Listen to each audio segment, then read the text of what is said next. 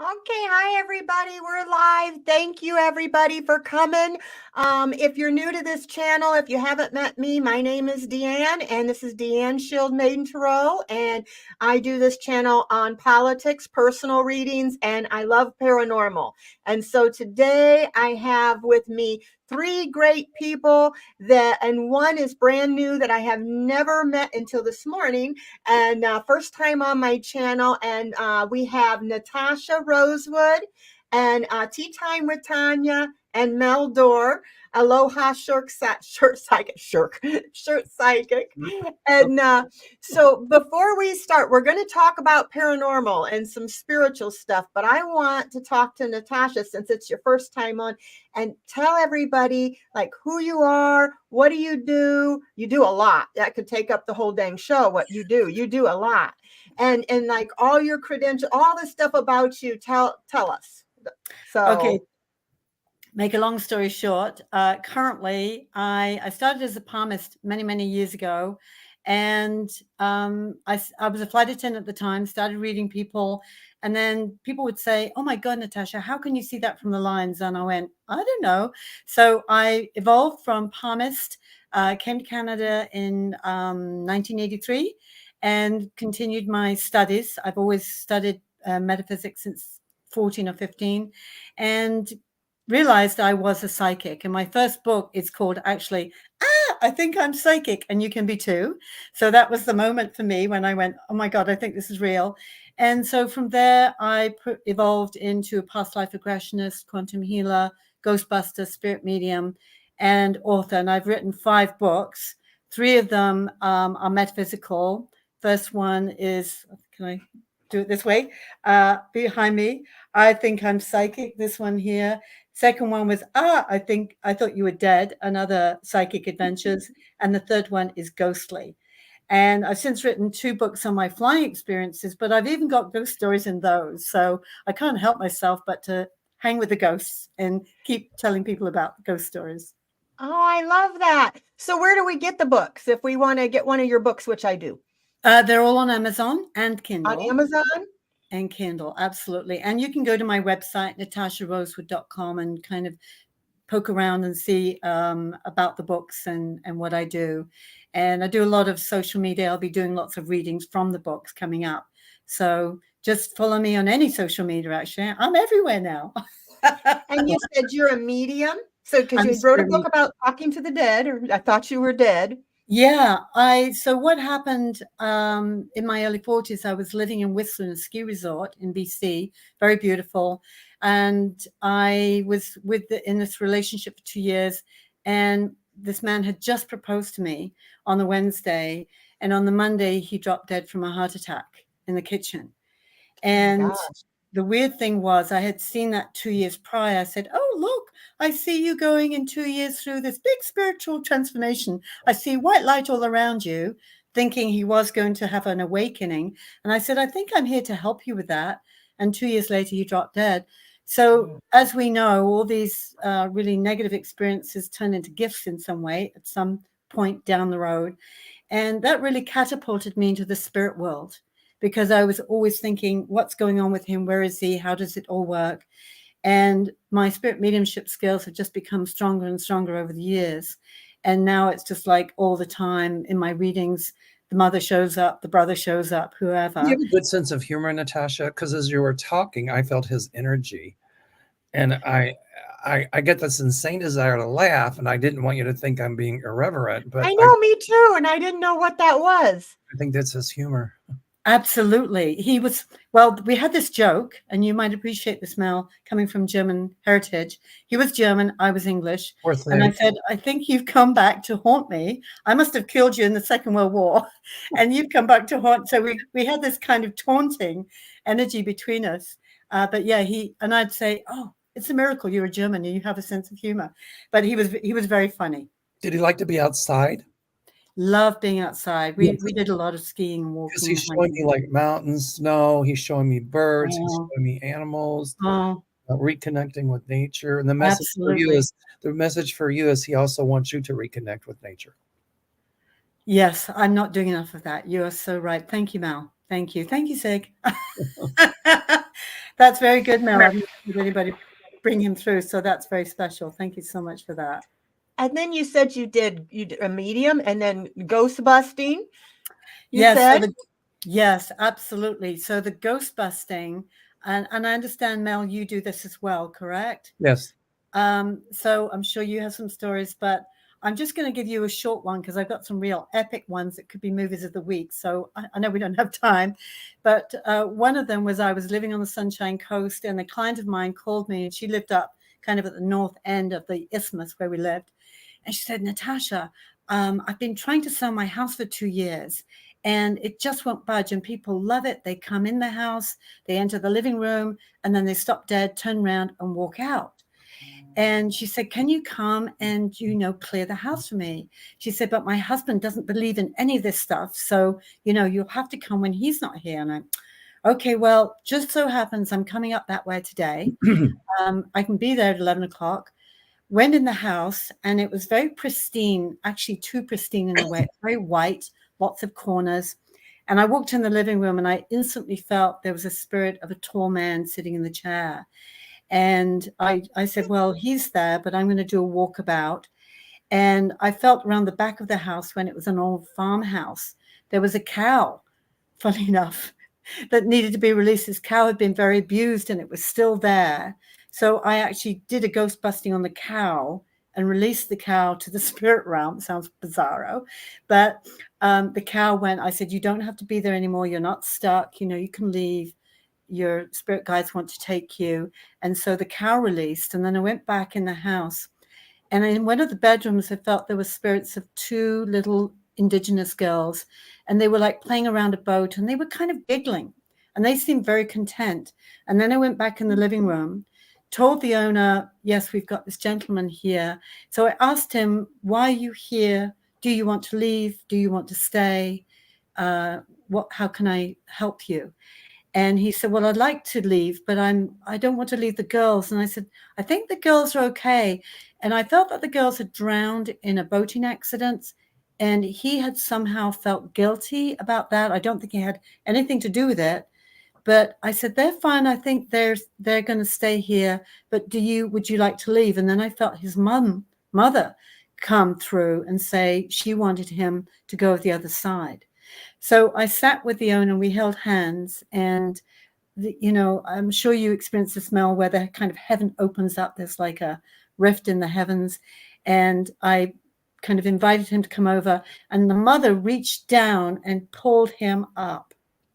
And we were all crying. It's always very emotional. And then he went into the heavens, and instantly the atmosphere in the living room changed. It's just like, that's better. And then the mother came back and popped in front of me and said, thank you for giving me my son back. Wow. And so then everything closed up, and it was just very, very beautiful.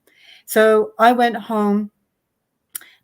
She called me 3 months later, Natasha, can you come and help me clear my other property? And I said, well, what happened to the first one? She said, oh, that sold on the Tuesday. This guy drove down the street, bought it sight unseen, and it was gone. Wow. So, it does really, you can feel the difference instantly. Yeah, it's the shift in energy. Yes. And it's a walkover, that's exactly. Yeah. Yeah. He was kind of stuck, but now he's fine, by the way.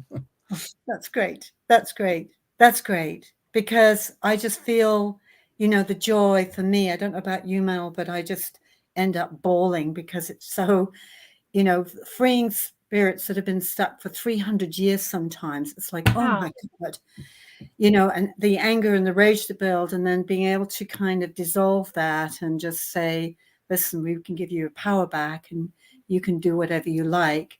And forgiveness is huge. Huge. So I'm going to leave it there and let everybody else contribute.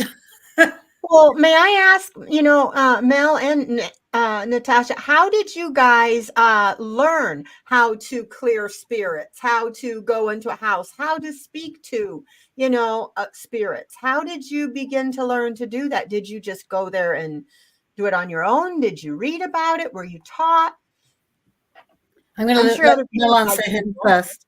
Well, there's not a school you can go to for clearing houses and freeing spirits, but But I mean, did you have a mentor or somebody you went with at first, or how did you learn? well, when I was 12 years old, I mean, I knew I was always psychic. I just didn't know what to call it. Mm-hmm. I remember being in first grade, and my Kentucky accent's coming back. Grade. I remember being in first grade, and I came home from school, and I said, and I said to my mom, "Grandpa died." That was my dad's dad, and she was crying. She said, "How did you know that?"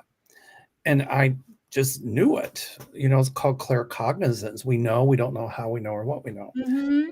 And so I could always do stuff like that. Now, my dad was very psychic. I use the word psychic, intuitive, all interchangeably. Mm-hmm. Um, he would have dreams that would come true, or he'd dream of a horse. He didn't bet much, but he'd go to the racetrack, the horse would win. So I remember when I was 12, my mom worked in a bowling alley, and a lady that worked there, people made fun of her because I thought she was beautiful, but on the outside, people said she was ugly, but I thought she was beautiful. Hmm. So I saw her talking to my mom back in the kitchen. I said, "What are you guys talking about?" I said, "Oh, you're telling her what you feel." She said, "Yes, I am.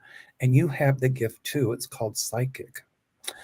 And she said, "Are you afraid to sleep in the dark?" I said, "Yeah, I put the light on." And she said, "That's because you're a medium." And she said, "And the spirits come to you. And if you ever get terrified, just think of God and ask that spirit to go to God or to the light." And Okay. that's how it started, Yeah. Well, that's really cool that you were encouraged with it. And, I mean, because not everybody is, or if they tell I their wasn't. parents. I Well, wasn't at all. No. being in the You South, weren't at all? being in the South, it was like, "Oh, that's of the devil," and blah, blah, blah. And I heard it so much. Yes. And Mm-hmm. I often say, what was worse than growing up psychic in the South, or growing up gay and psychic in the South? I But, know. I just did what my work. And when I was in high school, I got every book I could read about the paranormal. And there weren't a lot of them out there. No. Right. And I started doing my readings professionally at 18. Then Wow. I went to college, and I'll be 70 this month. So I've been doing it for a long time. Long time. But Well, I'm going to add to what Mel said, because I agree with you. There's no school for this. No. And I think thinking back, I thought it was when Zig died that I kind of got catapulted into it. But I remember as a child seeing spirits, and I saw, interestingly enough, we were a big family. There were 7 of us, and every Sunday we'd sit around the table and have this roast dinner. And I would say to my mother, "Somebody's missing." And I saw this spirit kind of going around the table of a boy looking for his place. And I didn't understand it. My mother was saying, "Oh, don't be so silly, poppycock," and she'd shut me down all the time. So, I didn't think I was psychic. I just thought I was right because I was a teenager, right? So yeah, we didn't know what it was See called. what you see. Yeah. anyway, years later, I found out from a relative that my mother had had another baby while my father was at war, and she'd had to give up that baby. And it was a boy. And I think I was seeing the boy feeling like looking for his family, looking for us. And I was feeling that. And I was like 12 years old at the time. But to answer your question, Deann, I did not have any kind of any physical mentor, but I've always so trusted my spirit guides and just the voice in my head and the feeling I have. And I mean, I was invited to do a ghostbusting once of a girl who committed suicide in Vancouver. And I said, sure, I'll go over there. But then I was feeling like very uneasy about it. And I had a dream, which was a psychic attack. And I'm sure you've had those, Mel. They're very horrible. They picked me up and spun me around. It's a very spinny thing. And to me, it was a warning not to interfere. And this girl, it's very sad, she was still haunting the apartment where she committed suicide. And she'd made a bit of a mess of it. She'd had to try it like 2 or 3 times. It was awful. But I decided to ask, I referred them to somebody else that was more used to dealing with much more negative, much lower frequency spirits. And it got resolved. But this was interesting. This was very interesting for me because this person was very depressed.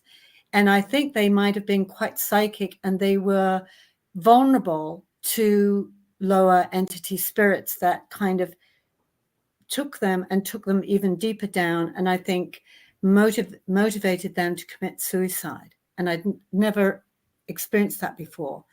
But they were the demon. They were the, I wouldn't call them demons, but they were very, very low frequency entities who were didn't want me interfering, didn't want me bringing in any light at all. But eventually, she did get help from somebody else over there, and it did get resolved. I like the fact that you call them lower frequency spirits. You know, Yeah. that's like the poltergeist. They're stuck. Exactly. They're the mischief makers, but exactly, the mischief makers. That's exactly who they are. You know, would that be like tricksters? What people call tricksters as well? Yeah, can be. I mean, I've got another story, if I may. I want to invite Tanya to speak as well. I don't want to. Yeah, Tanya, you've been so quiet up there. Oh, no. I am so everybody has heard my stories 100 times. We have not heard from Natasha and Mel on this subject. So my ghost stories, we can talk about my ghost stories in the post. Okay. I want to hear about your ghost stories now. Well, this might be very interesting for parents who have children who are psychic. So I predicted for my sister-in-law that she was going to have another baby. It was 5 years out. And my sister-in-law was going, no, I'm not going to have another baby. And I said, this baby is going to be very psychic. She's been your grandmother before. She's going to be very, very quiet.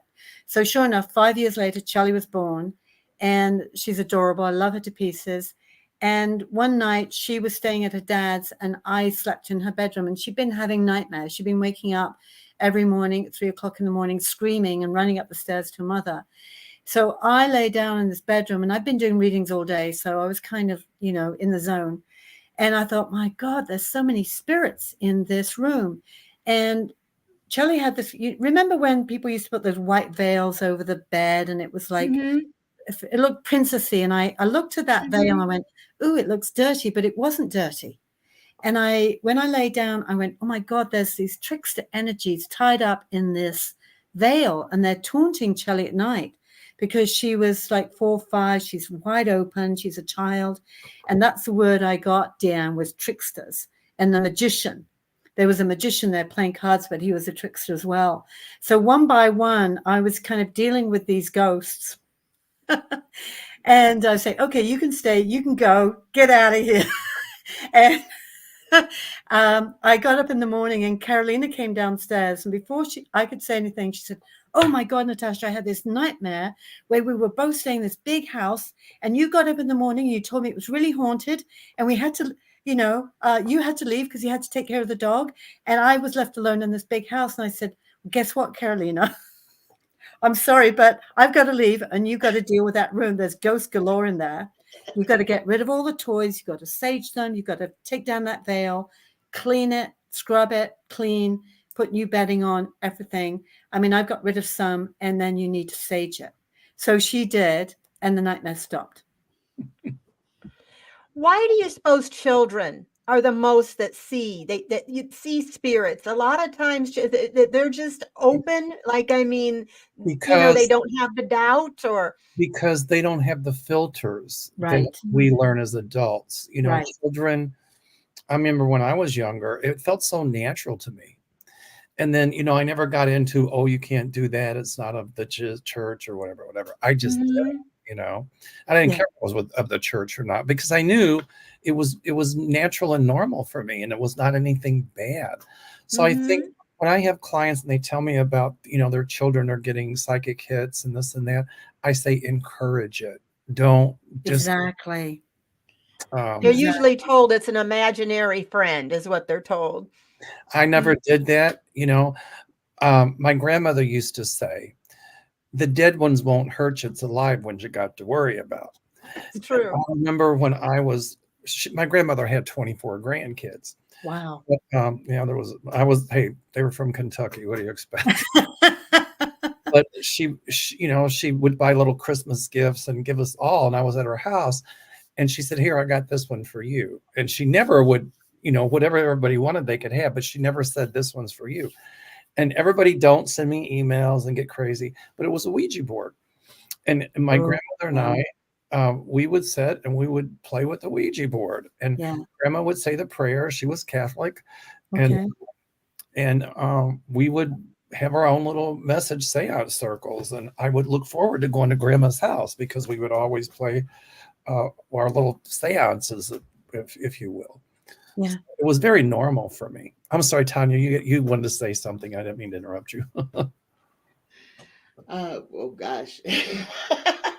Let me see. I was going to ask, when I was 10 years old is when I understood that I was very different than everybody. Well, no, I can't say I knew I was different. I can say I scared myself silly. Wow. I went to the library. I was always a reader as a little kid. And something drew me to the back of the library where little kids aren't supposed to go. And they let me pick out this book that was almost as big as I was. I took it home, and it was a book on the paranormal. I took it home, paranormal and occult, as much as I can remember. It had a very interesting cover. I read it. I don't know how much of it I read, but it terrified me. It terrified me because it was like, I think it identified me. And I am the offspring of the deacon of the church, the mother of the church. My stepfather was a preacher. My mother was the first lady. My grandfather was a Mason. My grandmother was an Eastern Star. You want to talk about religious persecution? I thought I was gonna die. Yes. My mother was an Eastern These Star. people would kill me if I was what that book said I was. And I think I bound myself for such a long time that when I finally, everything is awakening now. Exactly. Beautiful. Everything and the embracing of everything. But Mel was saying, it's really great when you come from as an oppressive Southern Baptist background as I do. And it's really good to say, just be yourself. But for the majority of people, that is impossible. Yeah. It's just to survive. Yes. Well, exactly. I get that too. But I mean, luckily, my father was not so nice in other ways. He was a Mason, but my father was evangelical reform. His family were all foot wash and Baptist. And my mother was Catholic. And so my mom was Eastern Star as well. But, I've lived through that. But still, what I learned is I didn't have to scream it out. I just did my work, and a lot of people, unfortunately, can't come out of the psychic closet, if you will. Exactly. But ultimately, because not everybody's as understanding as we are. Right. But at some point, they will come out of that psychic closet. I have to tell you a funny story. Like, so many people asked me when I finally kind of said, okay, I'll do it. I'll be a psychic. And it was my own resistance to the stigma of being psychic. I thought, oh no, I can't be a psychic. I'm a professional businesswoman, And obviously the universe had a different version for me. But when people asked me, how did you become psychic? And I just always, my quick response was, well, if my mother hadn't been psycho, I wouldn't be psychic. And what I find, I don't know if you have met a lot of psychics who have been extremely traumatized, and that's kind of catapulted them into what I call the in-between. And so that's where getting back to your earlier question, Deann, how did I learn how to talk to spirits? Mm-hmm. Well, I was in my alpha state a lot of the time because I was escaping my physical ego reality and going to the in-between where the spirits hang out a lot of the time. And that's where you pick up the psychic information, you know, and this kind of thing. So it's kind of interesting because I still felt, although my parents weren't religious, I had another kind of stigma where it's like, well, my mother went crazy and I went, oh my God, I'm going crazy now. You know, I'm not just psychic, I am psycho. So it was kind of a negotiation between the two. I know I'm not psycho. I know I am psychic, and that I came to the planet to heal. And in order for me to do that, I had to go through the hell of living with my mother and navigating that. And she, now I call my upside down angel, because without her, I wouldn't be me now. She motivated me to go deep and learn and go, okay, how does this universe work? What's the order behind the chaos? What are the patterns? Why did this happen to this person, not this person? Mm-hmm. And it was always curiosity, but I feel very blessed that I wasn't fighting anything else except myself, really. I think for those of us, I think we all have intuition, we all have psychic ability, but some have it stronger than others, and that's what I call the gift. And I think for those of us who truly have the gift, and I like the way that you phrased it, Natasha, I think we've all gone through our own personal hells.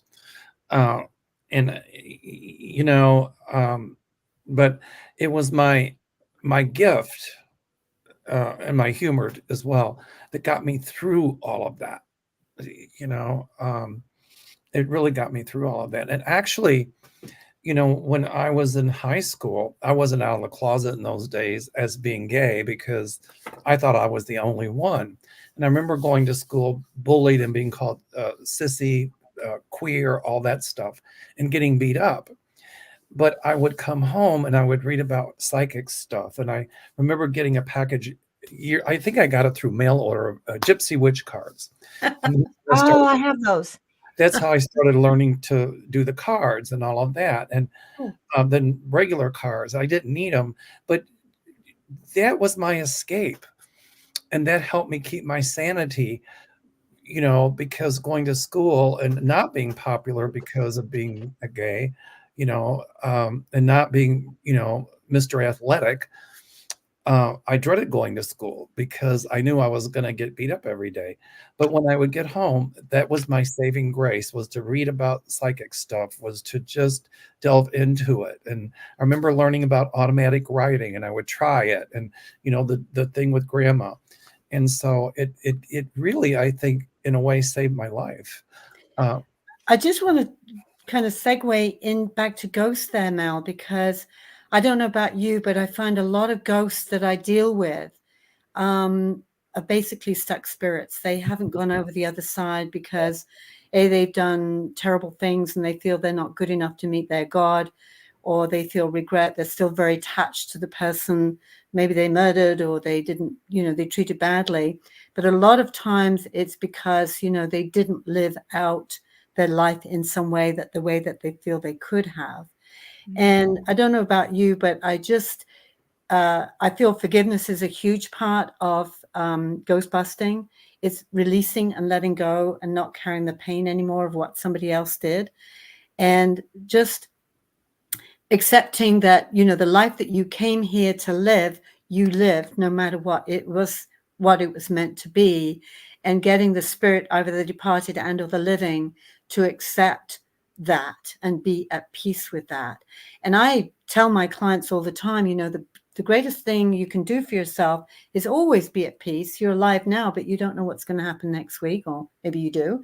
But just to be in relationships where everything is above board, forgiven, and you're at peace with whatever is, because then if you do depart suddenly, like, Zig did, then you're kind of, you're good to go. And there's no kind of umbilical cord kind of pulling you back. I have my own TV show called It's a New Day for Hope, Healing, and Happiness. And I just did one the other day called How to Talk to Dead People. And I had a client on who, whose cousin had committed suicide, and she was having dreams about him. And now this happened 2 years ago, and she was afraid that he hadn't passed over properly. Anyway, it turned out that, and I know she won't mind me sharing this because we already did it on TV, that this cousin had showed up in her dream as a message, reflection of her and where she's at and what he represented to her.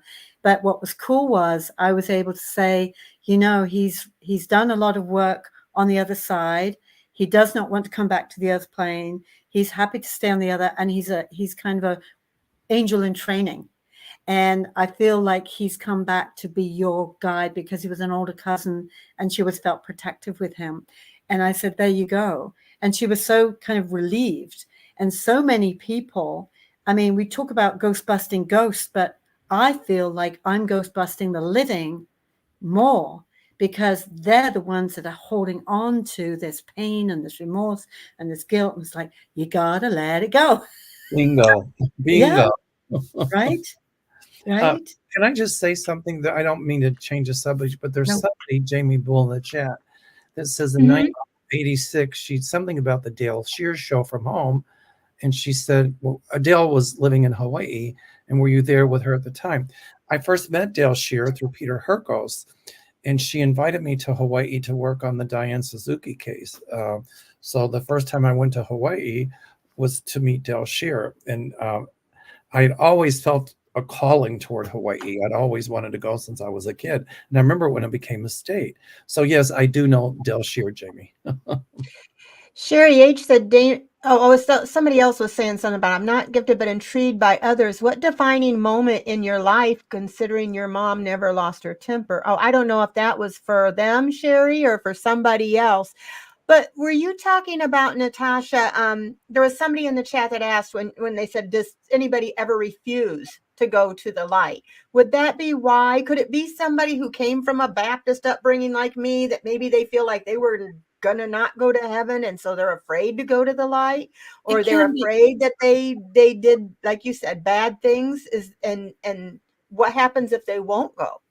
So the universe never forces us to grow. And that's what I love about it. We always have choice. And yes, there are some people who, for whatever reason, maybe for the bad deeds they did, or maybe they think they did bad deeds and they didn't really, but, because they were brought up Baptist or Jehovah's Witness or whatever, they go, oh my God, I'm not going to get in. You're ashamed so much. Yes. Yeah. It's their consciousness and their perception, and their thinking, and it's whether they will allow it. And it's just like life, we can all be wealthy and healthy and happy and wise if we allow it. But a lot of us don't feel we deserve it. And I see this, that's what I was saying to Mel. It's like people, that don't worry about the ghost, let's worry about the living. Right. Because more people are struggling. And these people that are struggling down here, especially when they're attached to something that's passed over, and they're not letting go, they're holding that spirit back. It's like an umbilical cord that keeps yanking on each other's chain. So to answer your question, they eventually will go, like ghosts eventually go, but they go at their own pace when they are ready. And it's up to them if they want to stay stuck for centuries or decades or years. And I've seen human beings who've done the same thing. They keep coming back into human form, but they haven't dealt with their karma, and it's compounding. So it's like a bank account. It just, the interest gets bigger and bigger and more intense. And I say, might be a good idea to heal this right now, because otherwise your life is going to continue to be very, very challenging. And it's because they haven't released that's gone before and forgiven themselves and allow themselves to experience joy. Yeah. There's been some walkovers that I attempted to do, and the spirit or the ghost, whatever you want to call it, just refused to go to the light. And it hit me that if they refuse to go, you can't make them go. No. And some people say push them into the light, and I'm like, that's not going to work. No. But my guides just would come and say, okay, there's some karma that they have to fulfill for some reason before they go to the light. And sometimes they can stay stuck for hundreds of years because in spirit there is no time. Yes. So Oh, you're right. yeah. Ultimately, they will go to the light, but some really are looking for the light, and then we can help them find it. But Exactly. some just don't want to go. Period. No, no. Because the karma's not done. And Yeah. So for sometimes go ahead. sometimes if you try to force them over and they're not ready to go, you can create bad karma for yourself. So you really have to hook into and know what you're doing. A lot of people say, I'm going to learn to do walkovers. I think that's great, but you really have to know what you're doing, because you don't want to create bad karma for yourself. I've got a Okay. really funny story about that. Can I share it with you? Yeah. So by walkover, I am assuming, Mel, that you mean people who assist people to make Correct. the transition. Correct. Okay. So I had a girlfriend and we used to do psychic development workshops together. She's a real sweetheart. And she said, we were talking about dreaming and astral traveling. She said, oh, I astral travel every night. And she said, I kind of got bored, it's out there floating around. She said, I want to be of purpose. So I asked my guides, how can I be of purpose? So the next night she found herself doing exactly that. She said she was in the cylinder with this dead person and she knew that she was meant to help them in some way, but she freaked out so much. She kind of disappeared and went back to her bed. And I said, no, Roxanne, did you leave the poor person just standing there abandoned? So I don't know what happened to that poor person. Hopefully the angels came in and took them, but I just thought that was funny. So she obviously wasn't quite ready to do the deed. Yeah. Well, if say, God forbid, say if I lost my husband, or somebody who does lose their husband or mother, or somebody that they cannot get over, you know what I mean? They're struggling to get over. They're hanging on to that grief. They cannot let them go. Does that keep their spirit down here? Well, Deann, it's so funny you asked me that, because I had a lady just yesterday. 2 days ago. And that's exactly what happened. And she was not only in grief, but the doctors had misdiagnosed him. So he had a heart attack and died, and they didn't pick up on that. And that was there all the time, apparently, which they found out later.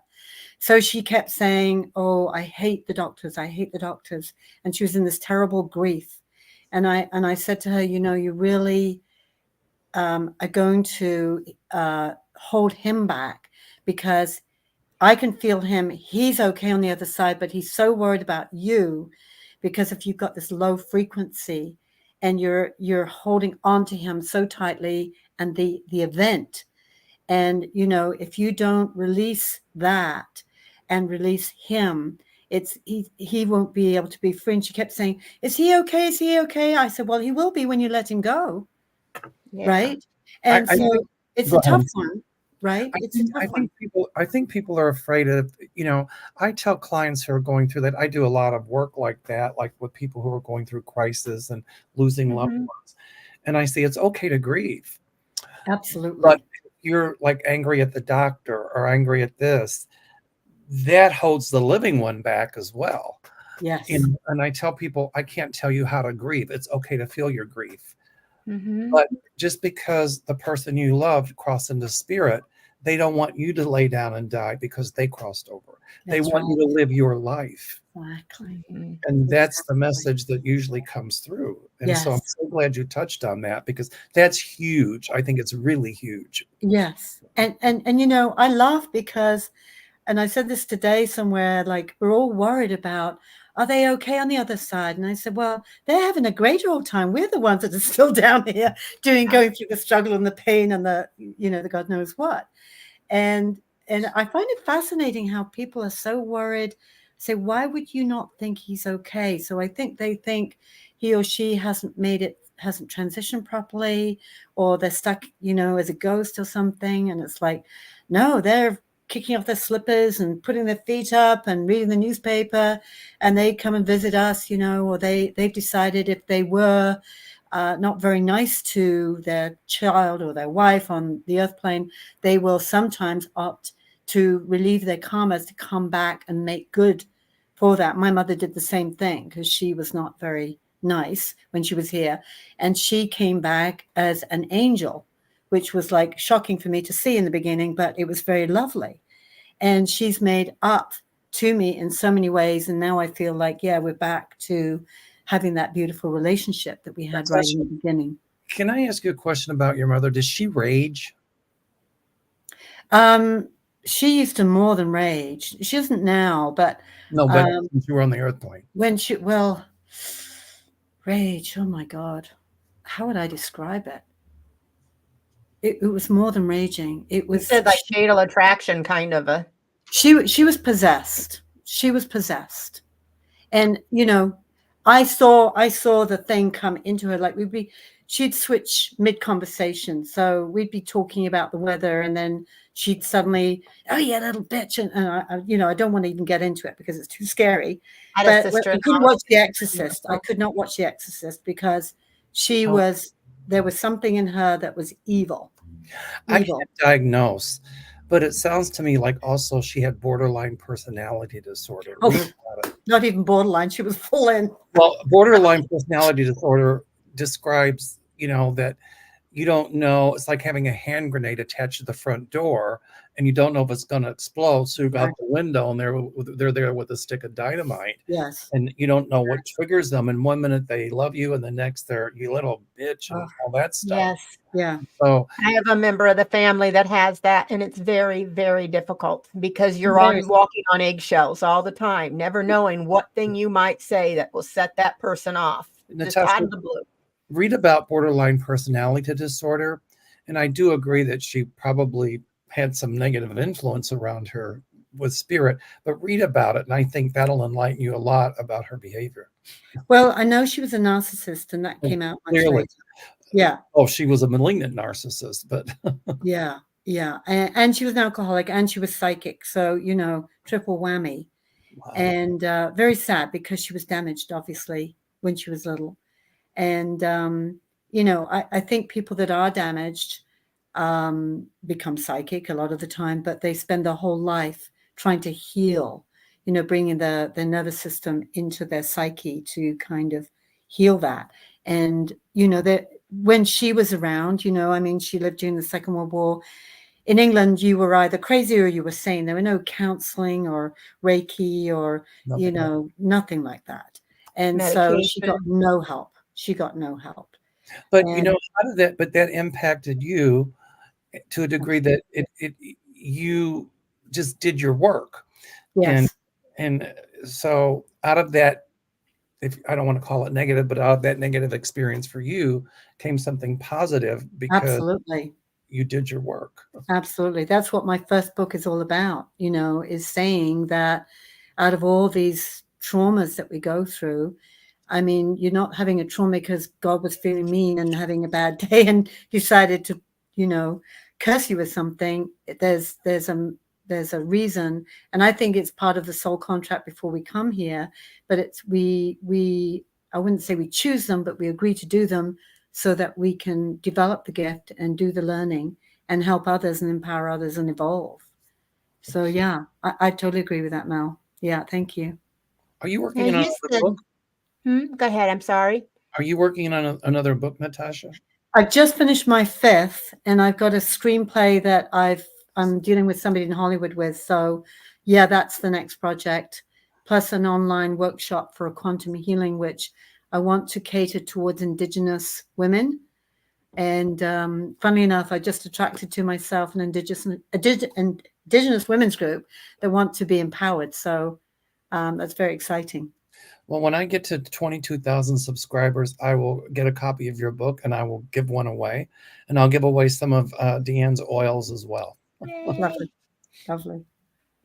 Yeah, you told me that she told me this morning, she said she thought my dad was protecting me, was kind of around me a lot. And it's funny because I have felt like that.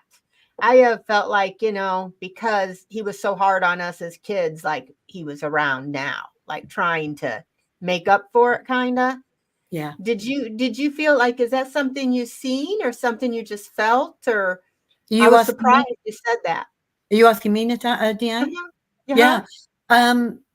Absolutely. It's just like the minute you talked about the other thing being at the end of your bed, it's like, oh, I get your dad. I felt instantly your dad.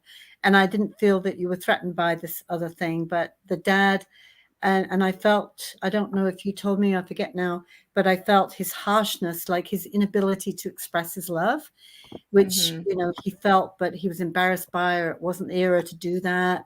No. You know, oh, I got to be strong and tough kind of thing. Yep. And I just feel like he's one of those parents that came back, like my mother, who wanted to make good, and be there for you and let you know he's there with you. And that's a beautiful thing, because it's a good thing, because they then get to relieve their karma from that. And then when they come back again, it's a whole new life.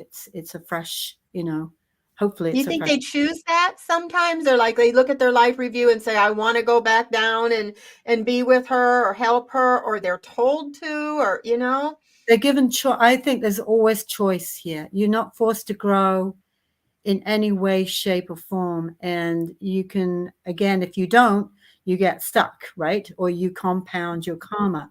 But so it's always encouraged for you to do these things. But, you know, and the spirit guides say, well, I wouldn't be doing that if I were you, you know, but, you know, this is what you could do. But I would feel like, no, they're more than happy to, oh, yes, I feel so good if I could go and do that for my daughter. I'd feel so good. That would be such a huge relief, because they're carrying the weight. You know what it's like when you feel like you haven't done something well and you've hurt somebody. It's not a good feeling. They're carrying that Yeah. weight. So they want to have the opportunity and the means to relieve themselves from that. So it's a very warm and fuzzy feeling for everybody concerned. Yeah, it made me feel good because I always tried to get his love. Yeah. You know, Well, never could. you got it. You got it. You don't need to try at all. You got it in spades. Oh, and Yeah. I did. I tried everything. I tried to be a good Yeah. girl and all that. We do that. We do that, right? But it does. It makes you feel good to know that they're still with us, that I can still talk to my mother, that I can Absolutely. still talk to my brother and sister, and, you know, and that they can hear us. And, Yes. you know, I wish I could hear them. When you talk to spirits, how do you hear them? I'm sure a lot of people want to know, do you hear them in your ears? Do you hear them in your head? Do you, you know? Well, you go ahead, Mel. Oh, I'm sorry. For me, it's more telepathic. Yes. Okay. It's Yes. more, I call it clairaudience. It's kind of like with your, it's the psychic ear, but it's like when with Natasha, the guy that passed away, it just Mhm. pops in your head. It's Yes. and it's that first thing, you know. And so that's what I tell people, and then they get hung up in analysis paralysis. I've heard you say that. Is this the spirit speaking, or is this me thinking it? But you Yes. Yes. go with that flow Exactly. and not be afraid to give that message. Yes. Sometimes you feel them. Yeah. Sometimes you see them in your mind's eye. Exactly. See materializations before. Yes. Or actually see them. That's very rare, but it happens. And as you do I this have. work, more, your clairs start to open up. Right. Okay.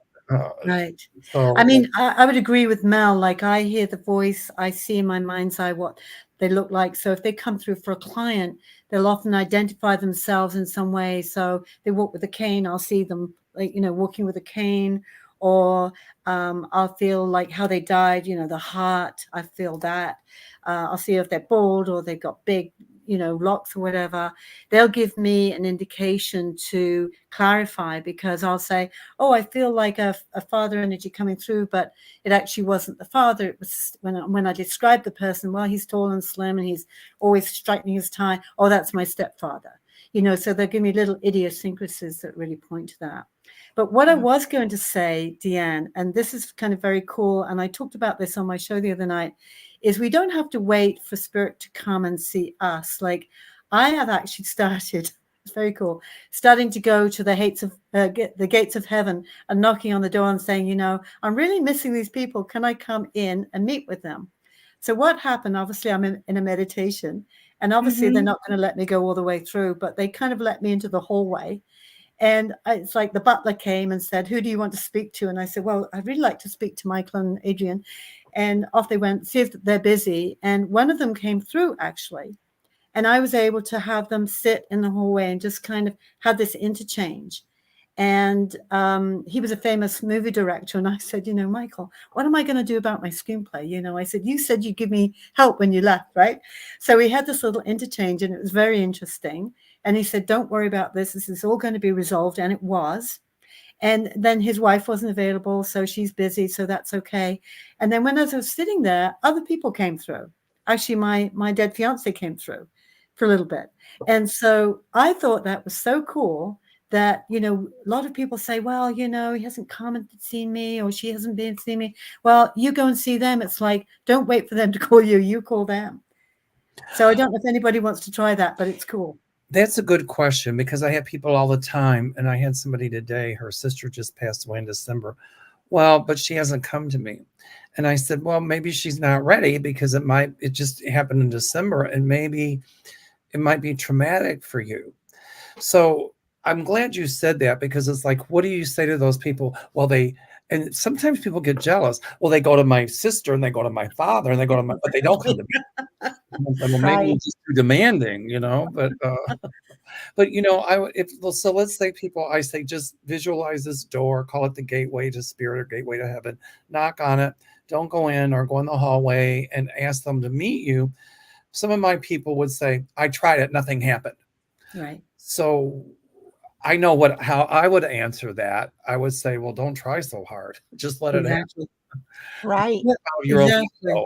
But exactly. Yeah. Like I've asked spirit sometimes some question. I let my clients know this, and this applies to anything when you're trying to manifest, is like, ask for it and then let it go. And then maybe while you're chopping the onions and you're cooking dinner, they show up in your kitchen, or they just pop into your head.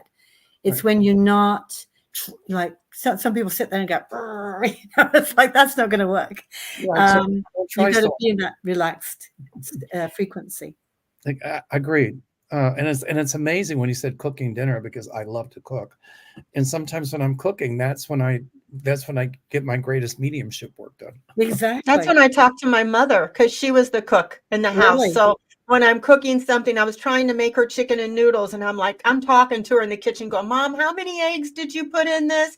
And I'm talking to her, and I wish I would have watched you do this. Or I'll be making her bed. I still call it Mom's room. And I'll say, I know, Mom, I need to dust in here. And I'm just talking away. And my husband's like, who are you talking to? I'm like, oh, I'm talking to Mom. But it's like, it's like I see a wrinkle on the bed, and I can hear her say, hey, fix that, or you need to dust. You know what she's saying about the cooking, not baking, but cooking? She's saying, Deann, I didn't measure anything. She never did. Okay. And when I would ask her, how do you make it? The measurement, she never measured anything. Exactly. No, I tried to get her to tell me how to make her potato salad. Everybody loved her potato salad, and she could not tell me. I'm like, well, how much do you put in there? Well, till it looks right, till it tastes right. And exactly.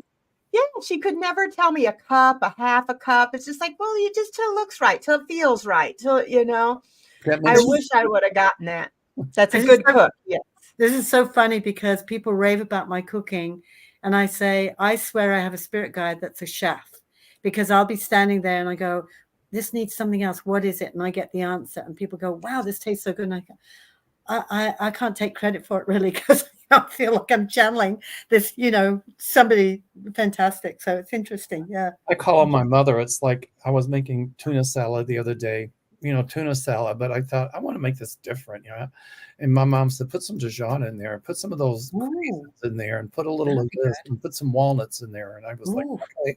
And I did, and it came out really good. So I thought, that sounds awesome. I want that recipe, Mel. I'll send it to you. It's like, I just got to say, Tanya, that dog is so sweet. Adorable. Isn't she? Not like my dog. My dog is rah, rah, rah, rah, rah. She'd be telling me off. What's the dog's name? Bailey. Oh, what a Bailey. Oh my gosh. Oh my gosh.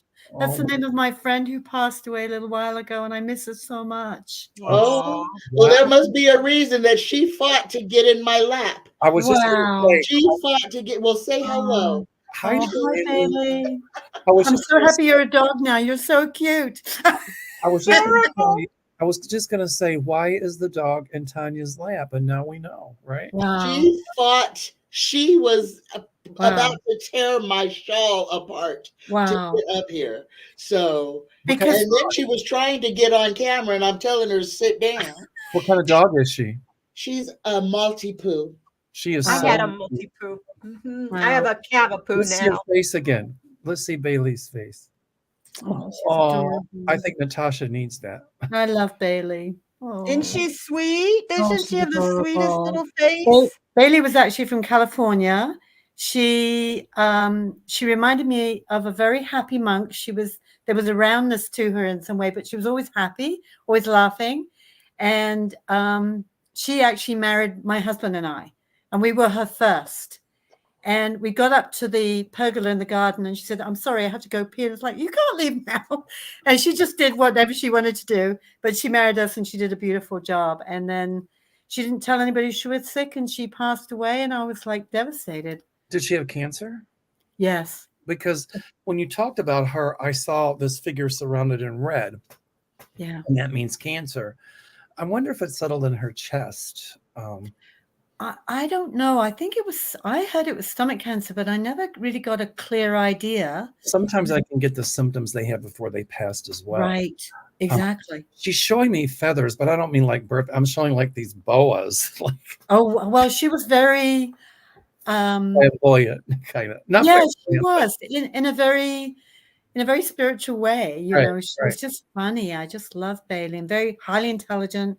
She was from California. She knew producers and directors, and we always talked screenplays and that kind of thing. But just so much fun, you know. I just really miss her. So thank you, Tanya, she's for bringing Bailey. What's that? She's around you. Is she? Oh, good. Yep. Good. That makes me feel good. Thank you, Mel. Yes. Yeah. I wanted to ask Tanya, because if I may, because I haven't met you all before, what do you do, Tanya? What's your story? What is my story? I am a lot like you, Natasha. I am a psychic. I am a medium. I see dead people everywhere. I know. I feel like I finally understand my purpose on why I am on this rock. Yes. I think I've broken my soul trap, and if I have anything to do with it, this is my last go round. Wow. I am here to learn, to share. Yes. I see spirits everywhere. My house is full of them. I have portals in my house. Wow. My family, my actual blood relatives have come to me multiple times, like beamed like the Starship Enterprise, like they just, and there they were. Wow. My mother, my grandmother, my grandfather, my great aunt, and an ex-girlfriend. Wow. All showed up at once to cause and have an intervention on me, to tell me I was messing up, I wasn't doing it right, and I needed to change my ways. Wow. But I have heard, I have heard and seen spirits since I was a small child. Wow. I am, you can say, an abductee, if you want to say an abductee, an implantee. I've got devices put in me from who knows who or where. So, and then like Mel, it's like I have almost all the clairs. Wow. And I'm working on my telekinesis right now. Very I've cool. seen her do it. I've seen her do it right now. Can I ask you about teleportation? Are you into that as well? I'm working on all of it right now. Right. Go ahead, ask me. Okay, because a long time ago, this is before I would fess up to being a psychic, and I went to a psychic fair, and you know, everybody's sitting there at the tables with the paraphernalia, and there was this one girl sitting there, big round table, empty. She's just smoking a cigarette. It's a long time ago.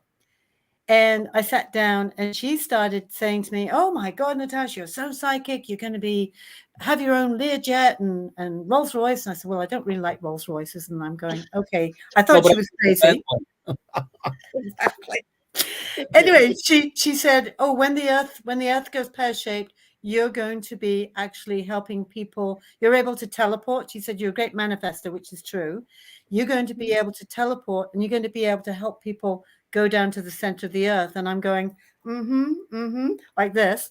And then she picked up on my mother, which nobody else had picked up on, and this soulmate I'd already met. So I go, well, I was confused. So she said, I do believe that we can all teleport, but our minds stop us from allowing us to do that. Am I right? They say we You're only right, use, but what, there's 10% of our also brain? something else. Hold on real quick. You can locate portals.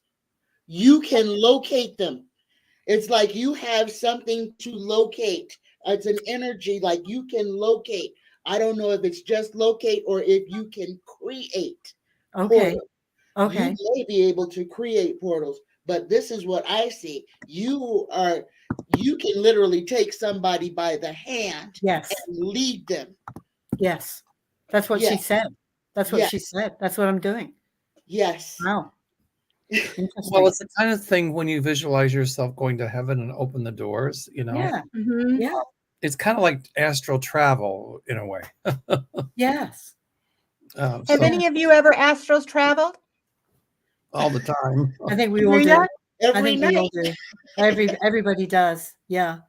I don't know if you've ever manifested in somebody else's kitchen or anything like that when you've astral traveled. Any of you ever done that? We call it remote viewing I nowadays. on a Remote viewing? moth. Yes. Okay. Yeah. I choked. I inhaled, and I was, and this is the weirdest thing. I was in between, and I was outside, but in like on a porch. Right. Outside, but inside, and I couldn't get back in. Wow. And I swallowed a moth. And it was traumatic. And from that moment, oh my God, I just had a clarity. From that moment is when I had my irrational fear of moths. There you go. There you go. Oh my God, that just snapped in my brain. 1 and 1 equals 2. But that was it was a return. I was returning. Okay. And I couldn't, my cousin was vomiting. And there was like 16 kids out there. And I'm trying to jump back in my body. And everything was just happening. And I inhaled and started choking as she was choking. And I don't know. I'm sorry, y'all. That's interesting. weird. No, I love listening to you guys. This is just so interesting. I've only been on YouTube, for a year now, and I've met, it's just, I love it. I'm getting to meet all you interesting people, and I've learned so much, and I'm just enjoying sitting back and listening and asking questions that I'm assuming that a lot of people in the chat want to know too, and an hour's gone by. I remember when you first came on, Deann. Oh, when I first met you, I was terrified. I didn't sleep all night. I'm like, don't worry, no problem. I'm like, and the first thing he says is do a reading on me. I'm like, what? Because I hadn't slept all night. I'm nervous about meeting him. I've been watching him for 2 years, and it's like, I'm going to do a reading on him. And then I threw down cards, and I didn't like what I was getting. I'm like, we're not going to use it. So you said that, and I said, just give the message. Yes. My students call me the drill sergeant because I'm like, okay, before this class is over, we're going to be reading each other. We can't. I'm going like, then why are you in the class? Yes. And they do it. They step out of that fear. Exactly. Analysis. Exactly. Mel, can I ask you a question? Deann told me that you work with the police. Yes. And so I don't go looking. I haven't volunteered to work with the police, on a permanent basis. But when there have been cases, if I get information, because I don't always get the information, I'm sure that happens to you. Maybe sometimes I don't know, but it's like sometimes I get a download and I write it all down and I send it into the police where I can get it into. But I've met with such resistance, and I don't know if it's because they're Canadian police or whether it's easy in the US. And my experience with the police here, like there's 50-50. Some believe and some don't. Exactly. So, Peter Herkos, I knew Peter. He was the psychic that worked on the Boston Strangler case and the Sharon King murders. And there was a book Normally Browning wrote about him, The Psychic World of Peter Herkos. And so Peter used psychometry. You hold an object, and I use psychometry as well if you can get it. You got to be careful with that, though. But anyway, not in a bad way, because you don't know who owned the object before the person. Exactly. You could be picking up on that. But typically, the way I did my cases is if a family contacted me, for example, and I would work, if I decided to take the case, I would tell them I do it at no charge, no publicity. But if the police call me in, then I can have nothing to do with the family, because sometimes family members could be key suspects. Okay. So, I learned that if there's a case, I would write down stuff about it, but I wouldn't send it in unless I was called in on a case. But I could be watching about certain cases on TV, and I would tell my husband, I'm going to get called in on this case. And I would be. Interesting. So I remember working on a case, and I had police officers at my office, and there were detectives, but one came in full, he was dressed in blues in the police uniform. Yeah. And he looked at me and he said, I don't believe in any of this. And I don't even know why we're here. I said, well, number one, your lieutenant, who's sitting right here, asked me to help with this case. Yeah. And quite frankly, I don't care what you believe in, because I'm not here to prove or disprove anything to you. Yes. Now, if you don't like it, there's the door. Meanwhile, I'm going to do my work. Right. And so, if I was called in on a case, yay. And then as word of mouth spread, it kind of grew and grew. Okay. There's been some grisly cases. I know. A lot of times, I'm a trance medium, and when I do full trance, I don't have any recollection of it. Right. But in some of the cases, the victims, especially if it was mass murder, would come through and talk about the perpetrator, or give certain key facts that the police would withhold about what was found at the murder scene. Right. But you've got to be careful with it, because I think there's been a couple cases where psychics were actually arrested because how did they know that? Exactly. I don't think they're going to arrest you, Natasha. No, I don't think so either. But I wondered how you broke the ice, because there was one case, and this is back in 1994, I think it was before faxes even, or something, before computers for sure. No, we had faxes, but no computers. And this girl was abducted, and the man that had abducted her had gone to an ATM machine, was getting money out. So this image was fuzzy. It was on like for 10 seconds.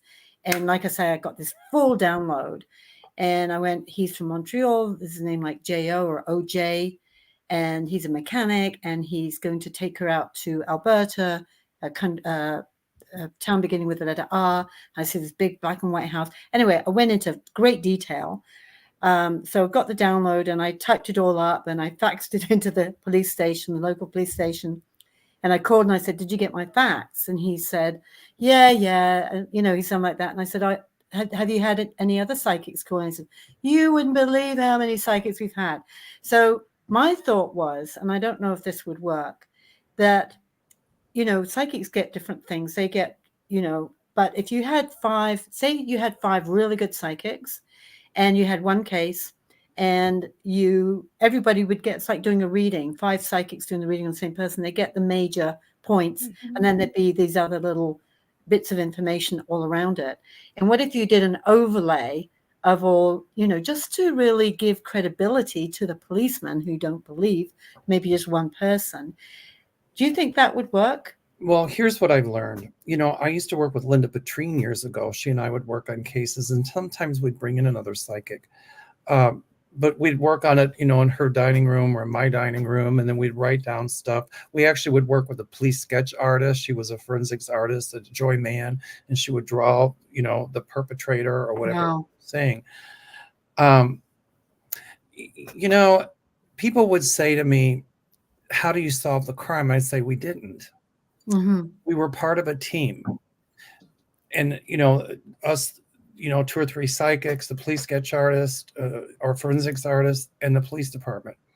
So if we could give just clues that help to solve the case, and with good police work, then everybody did their job. So, you hit on something that's very interesting, that to make them believe, no matter what you do, there's still going to be those people who don't believe.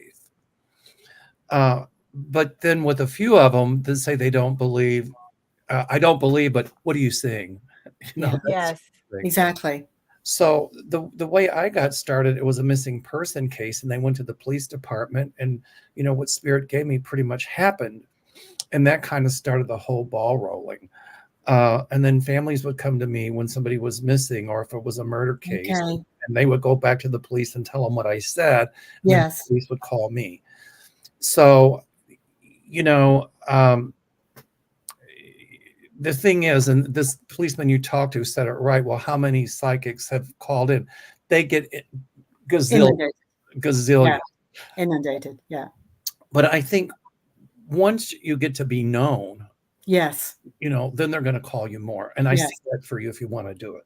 So I would just go, you could go to a local police department. I don't care if they're Canadian or in the States here. Right. Just don't believe, but just say, I've worked on some things like this before. And if you have a case, that you're having a hard time with, let me know and I'll help you out with it. I don't charge, and we'll see what happens. So that's how I would do it. Yeah. Because I've done that for quite a few clients who've lost, a radio host. Actually, I was on, his son disappeared, and I said, oh, he's just gone walkabout. He's gone to Alberta for 3 months. He'll be back. And he did show up 3 months later.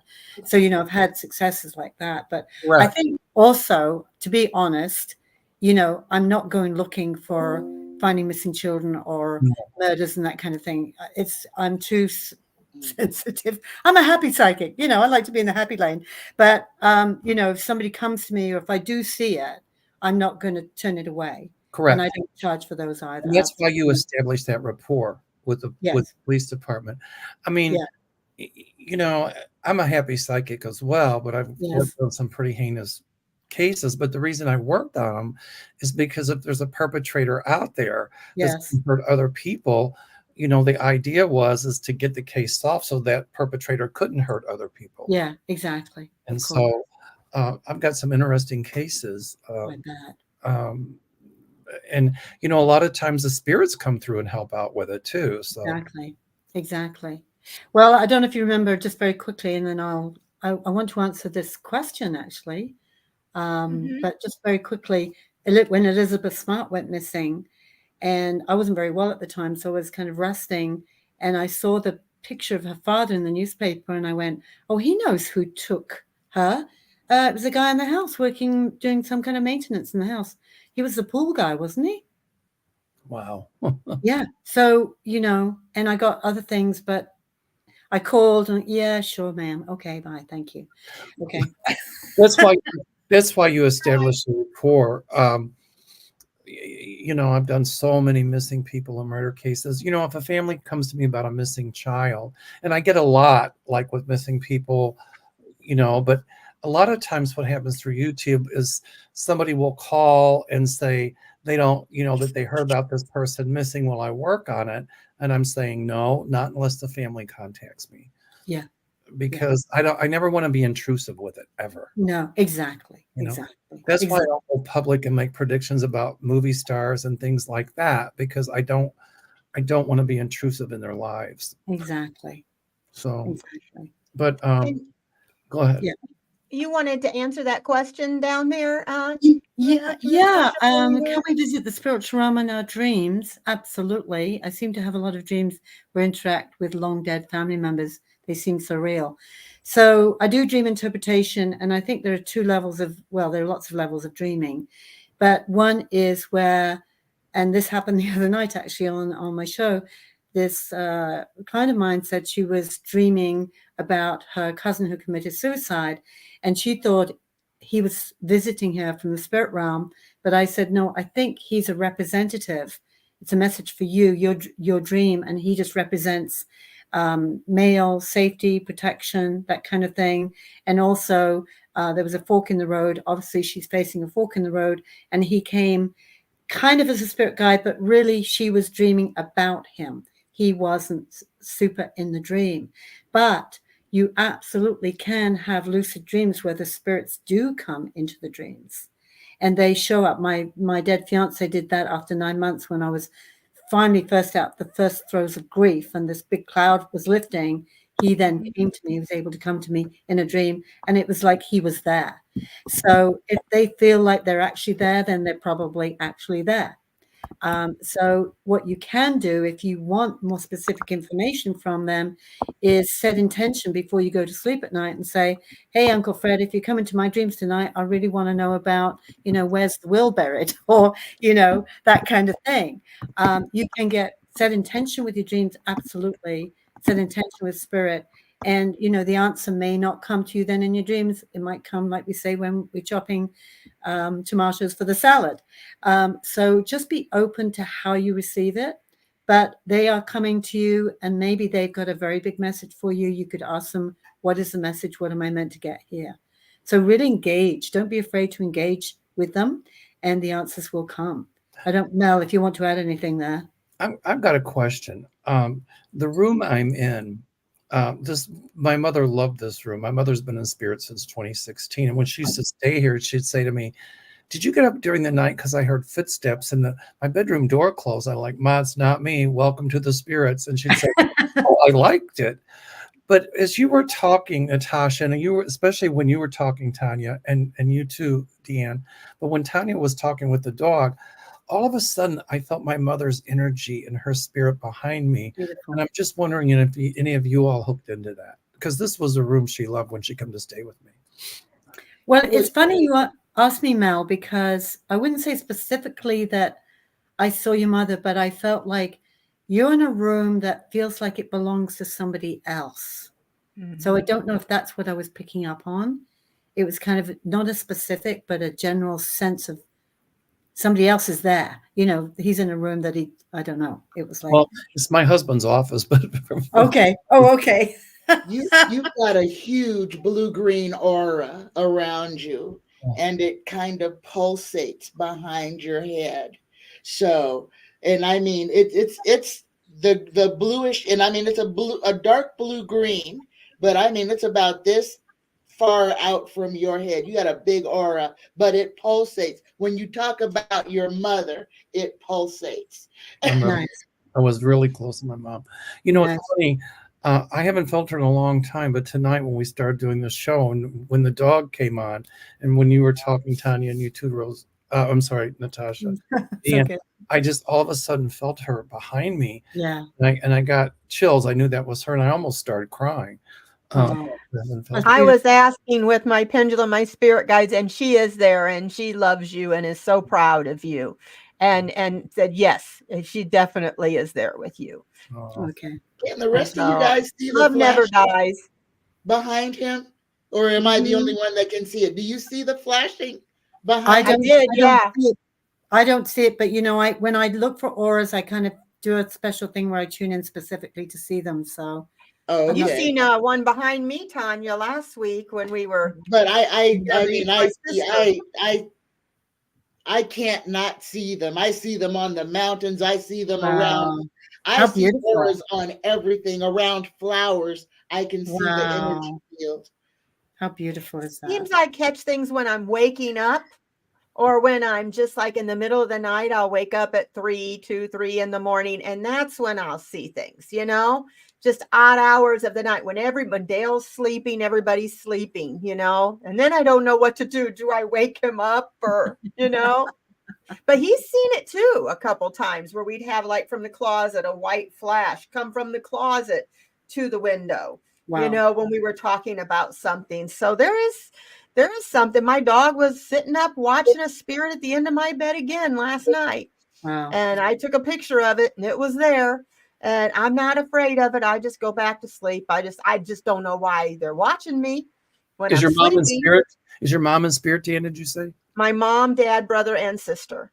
I think that big light was a whole family, actually.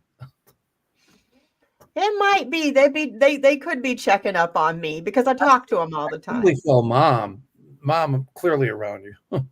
I talk to mom every day, kiss her picture.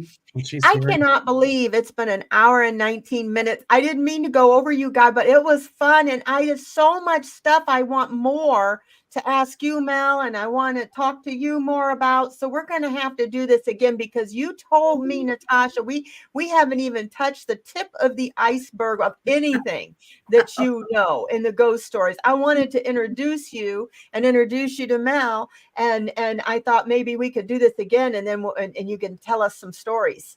Absolutely. I'd love to do it again. Can we do it again? Absolutely. And Let's do it again.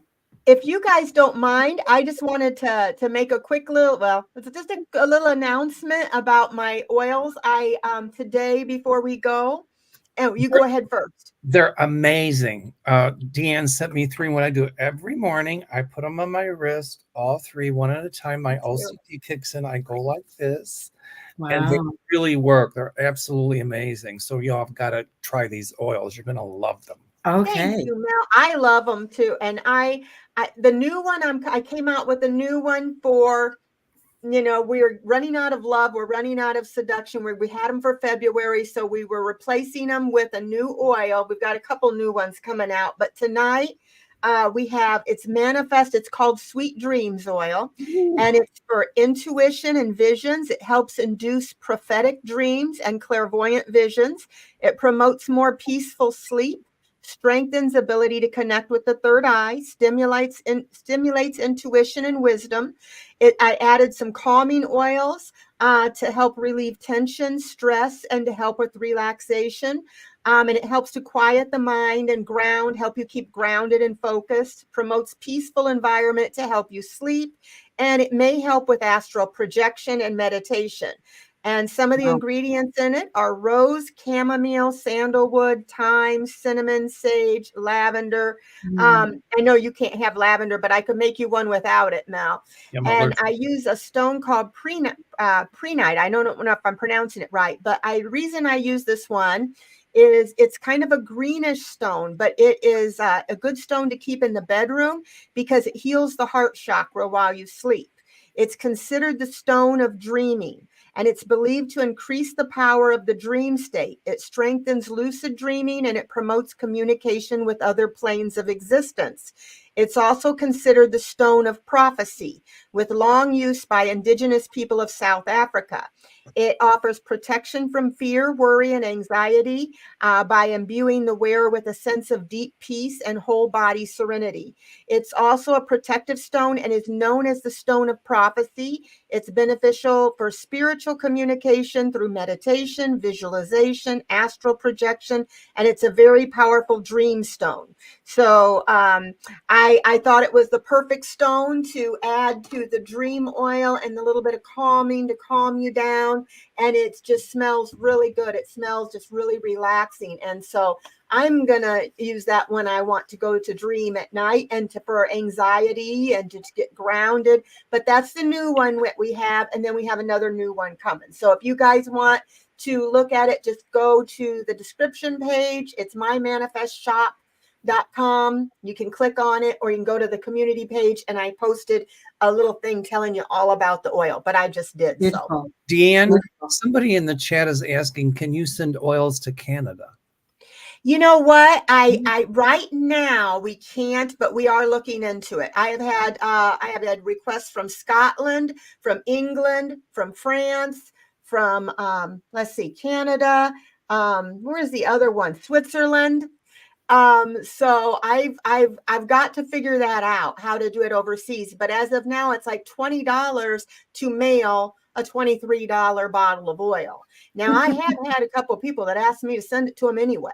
They wanted it regardless. So, but I want to get it to where the shipping is a little bit more reasonable. I know there's a way we can do it, and we are looking into it. So soon, hopefully.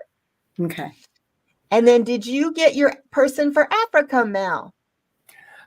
I did, but then they canceled because they said they couldn't afford it. So I've still got one opening left. Oh, I wish I could be in that opening, but that one person told me I could share their room, but I don't think my husband would allow it.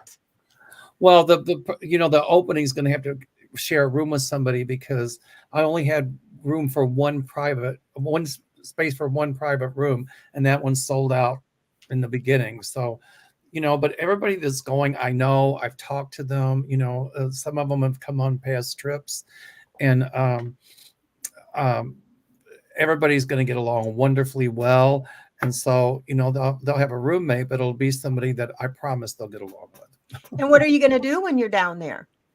Oh, well, I don't know how they're going to route the air yet, but we'll fly to Nairobi. Well, we'll fly from here probably to Europe and then Europe to Nairobi because there's no direct flights from Chicago to Kenya. We'll spend overnight in Nairobi, and the next day we'll start on safari. So we'll go to different spots in Kenya. We'll go to safari camps. And this is the start when we're going to go June 20th of the Great Wildebeest Migration. Oh, cool. And so there's a optional hot air balloon ride across the Masai Mara or the whatever game reserve to see the animals. We'll stop at the Olduvai Gorge. We'll glamp for like 4 days. Glamping means, or 5 days, we'll have a tent, but different safari camps. The tents have hot and cold running water. Wow. Air conditioning? They have bathrooms. I'm sorry? You got air in there? You don't need it, actually, because it's equatorial Africa. So in the daytime, the temperature is maybe 84, 85, but at night, it's like 69 or 70. So you really don't need air. It's really, actually, you don't need it. But each day will be safari. We'll see black rhinos, elephants, lions, hippos. One of the camps we stay in, the giraffes just kind of saunter right in. How cool. Are you going to go in the balloon? Yeah, of course. Of course. Wow. I can't wait to see the pictures. Yeah. You guys, if anybody can go, you should go. I could go in a heartbeat if I could right now, but eventually I'm gonna. Yep, I've got one opening left, and I've got to know by March 20th because that's final payment. After final payment, then that's when Mayflower Cruises and Tours pays the ground operators and everything, and so I can't book anybody after that. And I've got eight openings on my Rhine River tour as well. So you got another one coming up, Rhine River. That's September the 6th. That one starts in Amsterdam and comes all the way down through Germany. We stop in Strasbourg, France, and then we end in Switzerland. And we disembark the boat in Switzerland, and we're going to be 2 days in Lake Lucerne. It's really beautiful there. I love Switzerland. Germany's gorgeous as well. Yes, I might be interested in that one. Okay, I'll give you. When we're done with the show, when we're not on live, stay on, and I'll give you my cell phone number. Okay, that would be awesome, Mel. I'd love to stay in contact with all of you, and you, Tanya, too. You're all such lights. You're beautiful. Thank you. Thank you. I feel the same way about you guys. And thank you, everybody in the chat. And Tanya, before we go, I want to let everybody know, please subscribe to Mel and Natasha and Tanya and me. These are great readers, and they really are great. And if you're not watching them, you should. And Natasha, I'm so happy that you got a hold of me. I'm so lucky that you got a hold of me, that I get the opportunity to meet you. And how did you guys come in contact with each other? I'm curious. So my sister-in-law texted me and said, sent me Deann's link to her show and said, and my sister-in-law is very psychic. She's indigenous. She said, you got to talk to Deann. I went, okay. So I listened to my sister-in-law because she's psychic. So I did. And we went back and forth. And then we decided I'd be in a show, and I can talk about ghosts. I can talk about all kinds of things, but I love talking about ghosts. So me too. Yeah. And Deann, how did you meet Tanya? How did I meet Tanya? Linda, when she had that accident, when that person did what they did to her, she got pulled off her bike, Natasha. I don't know if you knew, and somebody beat the living holy heck out of her bad. Really tried to kill her. And she lives in Vegas.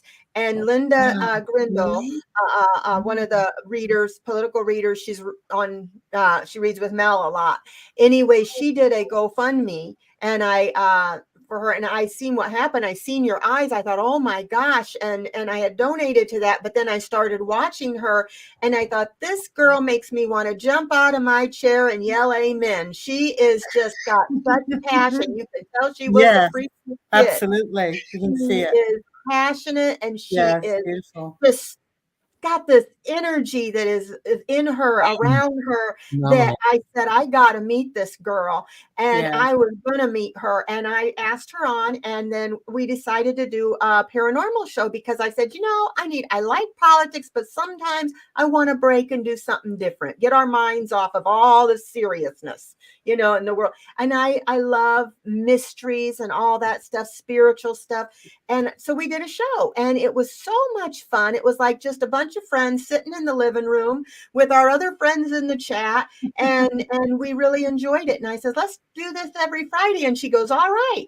So we have, and we've just had we have the chat. You guys in the chat, you put in the not community page, but in the comments, any ideas you have for future shows, any ideas, paranormal, anything spiritual that you want us to do a show on, and we will investigate it, and we will do a show, or we'll try to find people. If we don't know about the topic, we'll find people who do.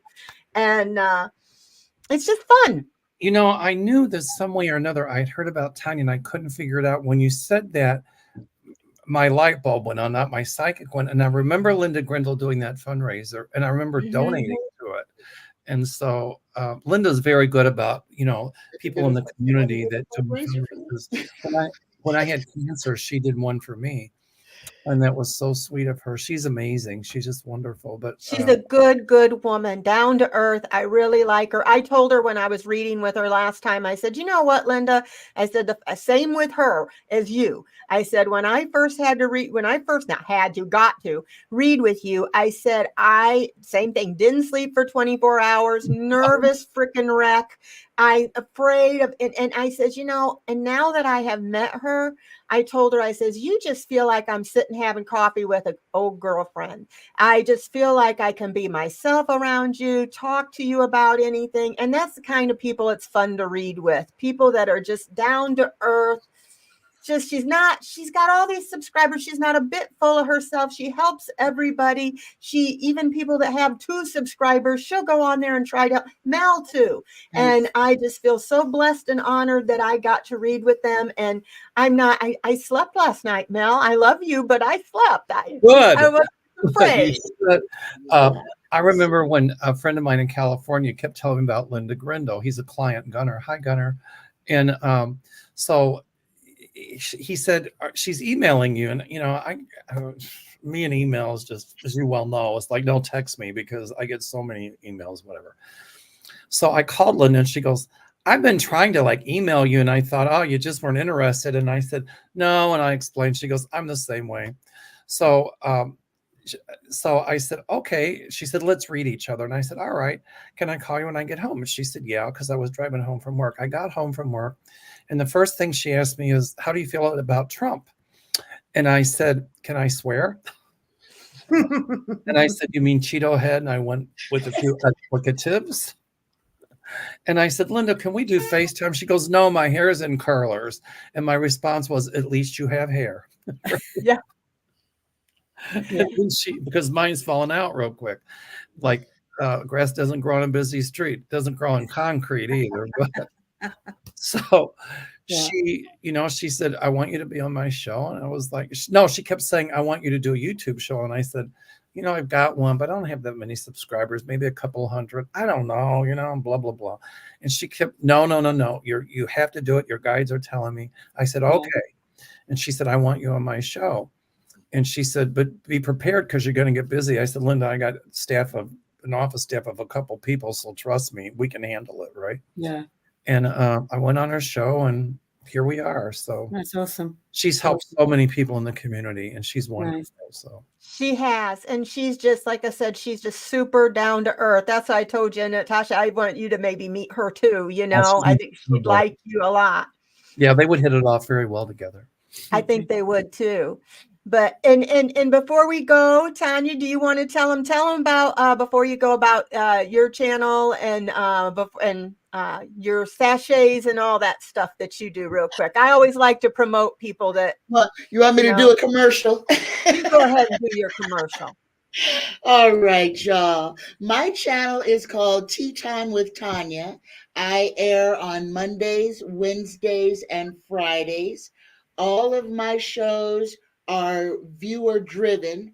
I don't watch the news, so all of my readings are cold. You ask whatever you want to ask. I answer them. I don't answer. My guides and tarot answer them. And I am running a special right now because I messed up and bought the wrong size bottles. So right now I am running a reading sachet and room spray special for $100. And you get a 1-hour reading with me with as many questions as you can ask in an hour, and a room spray and a sachet with whatever you need in it. Whatever you need help with, I will craft that for you. PsychicTanya9@gmail.com and Tea Time with Tanya on YouTube. Thank you, Deann. I love you. You're welcome. And you reminded me too. I should have said, for those people that if you go to the site in the description box, the mymanifestshop.com, if you don't see something we have as a seasonal oil that you like, I do custom make them as well. So you can just either tell me what you want the oil for and I'll make it, or just say, let Deann's guides choose. And I will have the guides choose an oil and crystals, and I will tell you what they chose and why they chose it. And it's always been accurate so far, and I've got nothing but good reviews from these. So just so you know. So Natasha, Natasha, if they want to get a hold of you, how do they do it? Yeah. Best way is natasharosewood.com, my website, and that's got all my contact information on it. You can buy all my books there as well, if you like. See some of my other TV shows. I've got a newsletter that I put out weekly, and in that, thank you. I give 5 tips. My thing is always to teach other people how they can heal themselves, really, and find their best self, choose their best reality. So whether it's through the books, readings, quantum healings, TV shows, newsletter, people, come on, let's get happy. I used to do a lot of TV. I haven't done it in years, but I used to do a show once a week. And you did? Yeah, I've done a lot of television. I've done. I didn't know that. Local, national. There was a TV show here called Lifestyle years ago, and it was. I wasn't my show. It was hosted by Pat Sheffer, and I was the first psychic she ever had on the show. Wow. And then it just became a regular. And she retired, I think, in 2000 or something. And I've done some television since then, just not a lot. But I used to do a lot of TV. Then I do a lot of cable TV and things like that. But I was regular on that show. And that's how I met my friend Linda Petrine, and we started working on murder cases together. Wow. There you go. That is so cool. I had somebody say they saw a blue aura around me. Yeah. Oh, yeah. I used to be the young kid on the block. Now I'm the old man. So you're the old man. I know. Isn't it weird? Isn't it weird? I'm going to be 60 this year, and I'm like, how? I feel 30. I feel 30 in my head. My body doesn't, but it's just, time goes so fast. What was it? Somebody said life is like a roll of toilet paper. The closer do you get to the end, the faster it goes. I thought, that's about right. My friend Beverly Kirby, her mom, I called her Mom Kirby. She used to say, I ain't afraid to die. I just hope the good Lord don't beam up a bunch today. Yeah. Well, Thank you, everybody. And Natasha, I've got all your information in the description box. I've got Mel's, I've got Tanya, I've got Natasha's and mine. So just go to the description box when we're done and write a comment on what would you like us to talk about? What subjects do you want to hear about, paranormal or spiritual? And I'm writing those down and we're going by them one by one. We've done ice wall, we've done mermaids, we've done, what else have we done? The Targaryen. Huh? We've done aliens. Aliens. I want to watch that show. Show. Which one? Aliens. Yeah. Oh, yeah. Oh, I'll send it to you. Okay. So everybody in the chat, thank you. And Mel, do you have any other announcements you want to make before we go? I guess Tuesday night with Arthur. Wednesday nights, every other Wednesday with Kim Copeland, and I'm going to do one with you, Deann, again on Sunday with Lena. With Lena Rodriguez. And then Thursdays with Kevin Chandler. Sometimes Friday with Polly Theroux. Got a lot coming up. I'm going to St. Croix in March. Let's see here. Oh, and I'm starting. It's going to still be on my channel, Mel Dorlo Hushert Psychic. But I had this idea to do just pre-recorded shows in the morning. I'm calling it Morning Moments with Mel. I've seen that. And they're going to be like maybe 30 minutes and just talk about, some of the political predictions and just to ease people's minds and get them out of the fear. And I'm going to do it like 3 days a week. I did like when I did my predictions a month ago, that gave me the idea.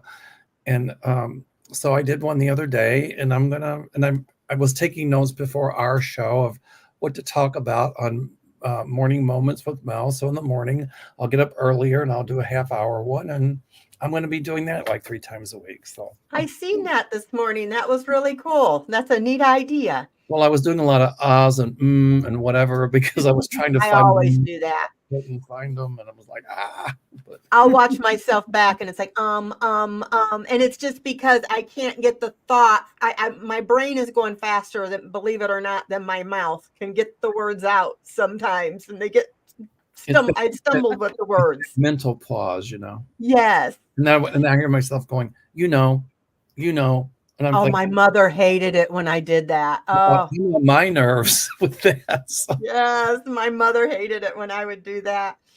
Yeah, everybody, make sure to watch Sunday. Lena Rodriguez and Mel are going to be on. We're going to do politics. We're going to do it pre-recorded, and we're going to do it at 5 p.m. But then probably about an hour later, I'll post it, and you guys can all see it. And then on the 4th, Arthur Ease Your Mind is on my channel at 7 p.m. And on the 5th, I've got Debbie Dimnett. She's a new lady I haven't met before. She's an animal healer. And she works on a farm. She I guess I've known people. She says she's healed their animals, ones that were having seizures, different things. So if you have an animal that needs help, I'm on Tuesday at 6 p.m. Central, and she'll be on, and we can get advice about the animals from her. And Wednesday, I get to see you again, Mel, at 6 p.m. with Linda G. We're going to do a pre-recorded video. It'll be political too, but we will post that a little bit later. And then on Friday the 8th, we're doing another paranormal show, and I need another topic. So you guys put it in the comments and give us some ideas. And I'd like to hear some more ghost stories. And are you going to be starting a YouTube channel, Natasha, aren't you? Well, I am thinking about doing another podcast in addition to It's a New Day. Obviously going to continue with that. But I'm thinking about just actually telling ghost stories, funny stories from my flying days, because I've written 2 books about that as well. One called Flight of Your Life, Confessions of a 1970s Air Hostess. And the second one is called The Longest Flight of Your Life, Confessions of a 1980s Air Stewardess. So I've got lots of funny stories to tell. And I think humor, and I think you said it, Mel, too, is very important to keep the spirit up, especially right now. It's like people take themselves way too seriously. So it's going to be my attempt at being a bit of a stand-up comedian or comedic storyteller anyway. You know what, I think I see, my guides are telling me, if you start when you start a YouTube channel, you can do the funny storytelling. I love that, but you can put a psychic twist to it as well. Of course. And Of course. you know, you could get into some political predictions. But anyway, Ugh. I No. get a hit. He does not politics. No, no. But okay, we'll put politics over here. Yeah, yeah. I get a hit that it would grow really quickly and would do very, very, very well. Oh, okay. Thank you, Mel. Well, I'd love to have you back on if you would, and then, you know, come back on again. And Mel, we'll do this again. And well, we have been on way longer than I meant to. I have so much fun, and you lose track of time. But everybody, thank you for coming. Thank you for supporting us. Please subscribe to these wonderful readers, and we will see you. I'll see you Sunday, maybe with me, Mel, and Lena. Okay, I'll talk to you later. Bye-bye. Yes, thank